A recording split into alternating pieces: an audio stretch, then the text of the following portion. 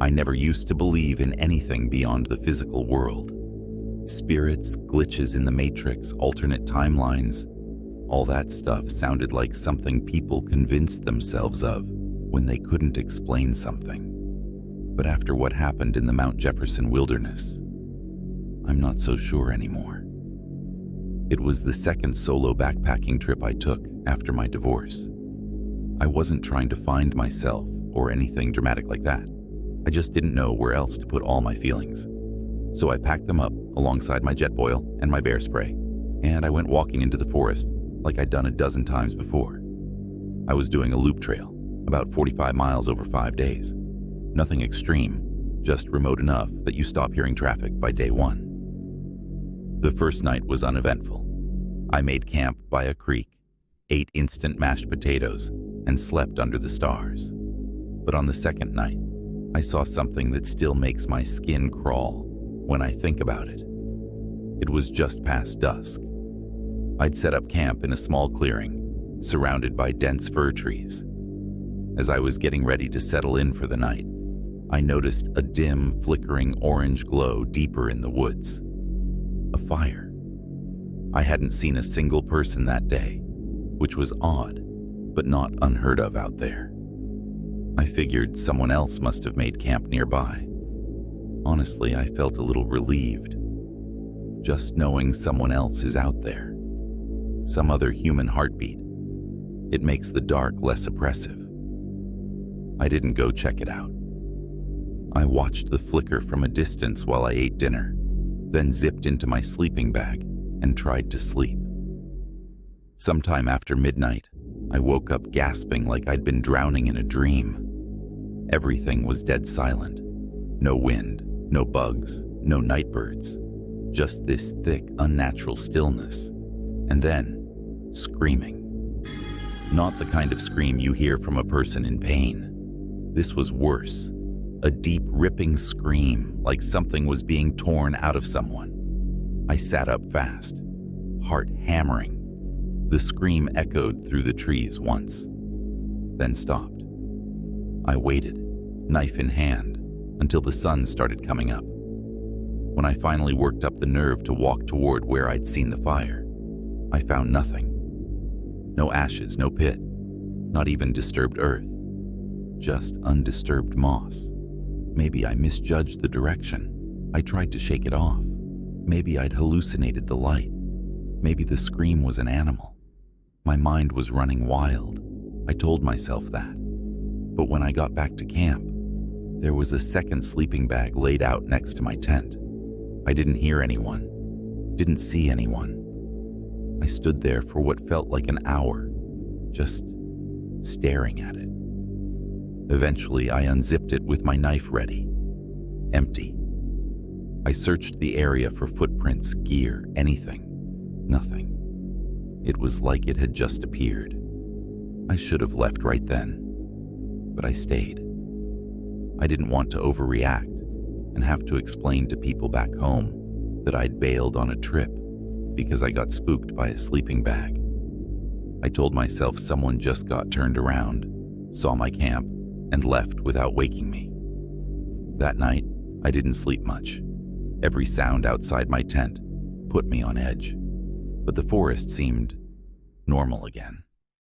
The wind was back, the insects, the birds. Around 2 a.m., I finally drifted off, and that's when I heard the unmistakable sound of a tent zipper being pulled down. I sat bolt upright and grabbed my knife. My tent was still zipped, completely shut, but I heard breathing, inside, shallow, controlled, like someone trying not to be noticed. I slowly reached for my flashlight, turned it on, and shined it inside the tent. Nothing, just my gear. But the breathing didn't stop. It wasn't coming from inside the tent. It was underneath it. I grabbed everything I could, and I just ran. Barefoot into the woods, flashlight bouncing. I didn't stop until I hit the trail again, chest heaving, legs burning. I kept walking until the sun came up. Didn't look back once. Eventually, I reached the ranger station a full day early. When they asked why I'd cut the trip short, I told them I'd gotten sick. I couldn't even explain it out loud. I still can't. I've been camping since, but never back to that trail.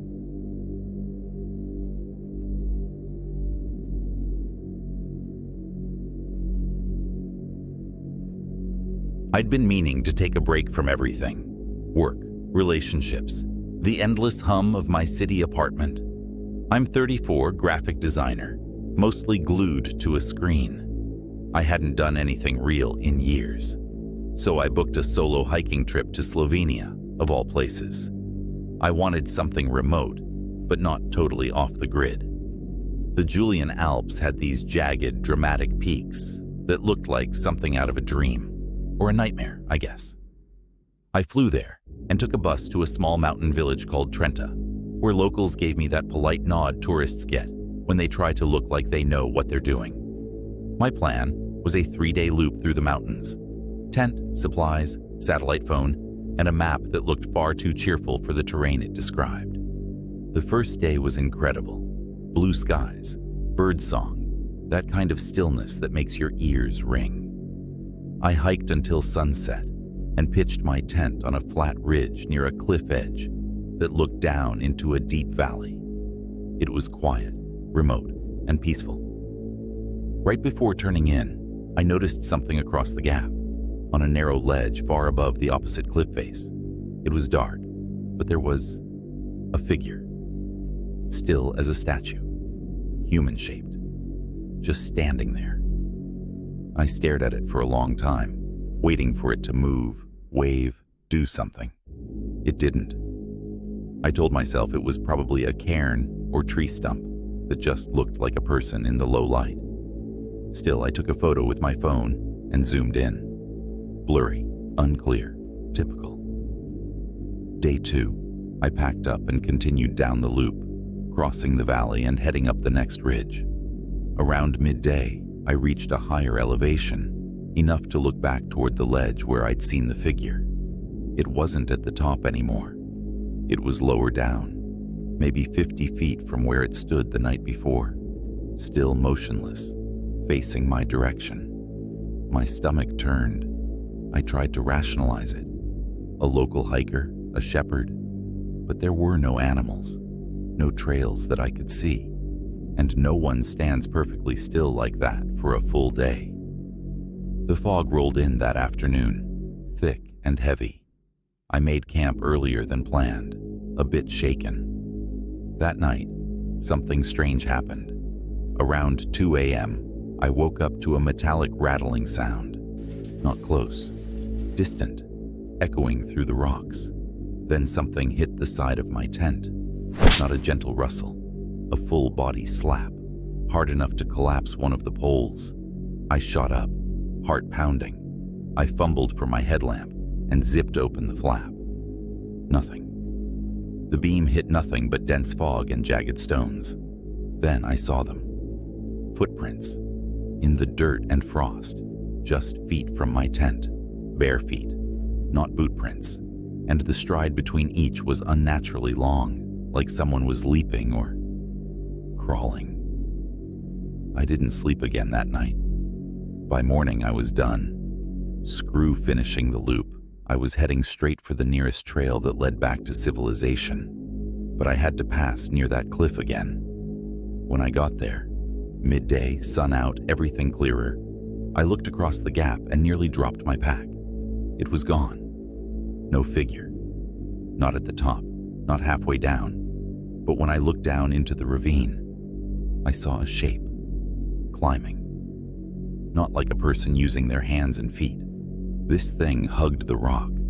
It didn't look up, but it was moving toward my side of the mountain. That's when I lost it. I turned and ran, faster than I've ever moved in my life, pack thumping against my back, nearly tripping over roots and rocks. I didn't care if I sprained something. I just needed to get away. I made it to a forest road by dusk. A ranger in a battered Jeep spotted me and gave me a ride back to the village. I must have looked half insane because he didn't ask questions. But as we drove, he said one thing, in a thick accent. "You camp too close to Triglav Ravine. Locals don't go near the South Cliff." I asked why. He shrugged.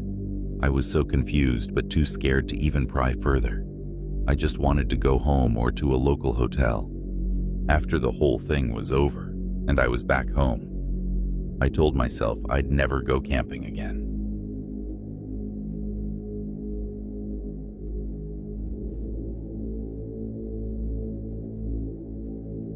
My name is David. I'm a single dad, 46 years old, and I don't have a lot to brag about when it comes to parenting. After the divorce 3 years ago, my son Jake and I started drifting apart. He stayed with his mom in Spokane, while I lived about 3 hours west in Libby.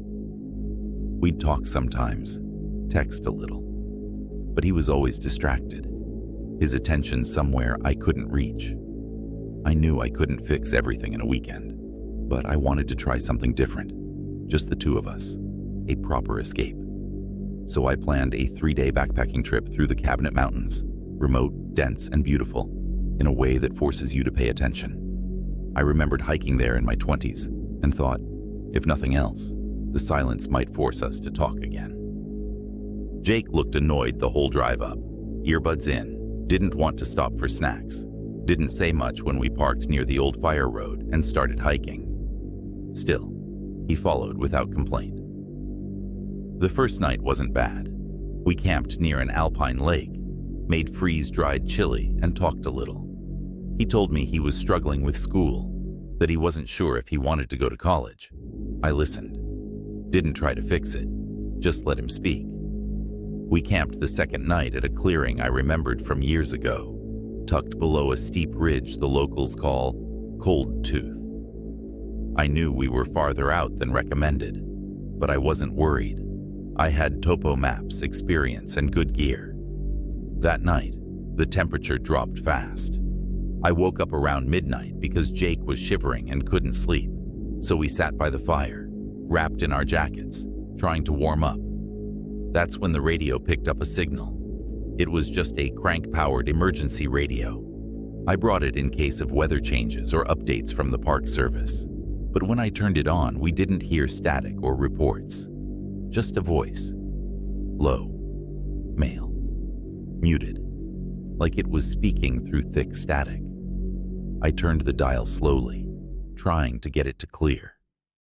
"Keep the fire low. They don't like the light." Jake looked at me. "Is this a joke?" I didn't answer. I turned the dial again, and the signal cut to silence. Just wind and trees now. "I think it was a ranger message," I lied. "Could have been recorded years ago." Jake didn't buy it. Neither did I. We killed the fire and zipped up inside the tent. That was when we started hearing branches breaking. Not the little kind that squirrels snap, but thick ones, under pressure. Heavy footsteps. I sat up and grabbed the bear spray from my pack. Jake whispered, "Is it a moose?" "No," I said. "Too quiet." The steps circled us, slowly, then a long pause. And then, something touched the tent, right above Jake's head. A single finger, or claw, or branch, dragged across the fabric, slow enough to feel the pressure. I held my breath. Then it was gone. We didn't sleep. When the sun rose, we packed up in minutes. I told Jake we'd bushwhack southwest and cut the trip short. As we moved, I noticed something that still turns my stomach. We were surrounded by old campsites, hidden in the brush, torn canvas, rotten sleeping bags, rusted mess kits, long abandoned.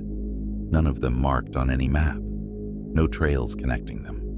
Just left behind, like someone ran and never came back. That was the first time I saw the totems, tied to branches, hanging at eye level. Bundles of animal bones, twisted feathers, and rusted nails, woven together with twine. I counted 5 of them in the trees. All pointed toward Cold Tooth Ridge. That's when Jake said, "Dad, look." On a tree trunk, maybe 6 feet off the ground, was a set of deep scratch marks, not vertical like from a bear. These were horizontal, too wide for a hand, too low for a branch. They looked intentional. Around midday, we made it to a dry creek bed I didn't recognize. We stopped to rest. I checked the compass. It spun in circles. No joke. Jake's GPS app froze. When I pulled out the radio to try for a signal again, the crank wouldn't even move. It was jammed solid. Then came the voice. Not from the radio, from the trees. "You shouldn't be here." It was my voice. Identical. Every inflection, every rasp. Jake bolted. I chased him, yelling his name, and we crashed through underbrush until he stopped, out of breath, next to a cairn, a pile of stones stacked neatly in the middle of nowhere. On top, a single child's shoe, bleached by sun, covered in moss. We left it untouched, just kept walking. By the time we stumbled back to the trailhead, muddy, scratched up, sunburned, I felt hollow. Jake hadn't spoken in over an hour. We didn't report what we saw. We didn't talk to rangers. We just drove home. That was 2 months ago. Things are different now. We've even made plans for another trip, somewhere warm, near the ocean. No forests, no radios,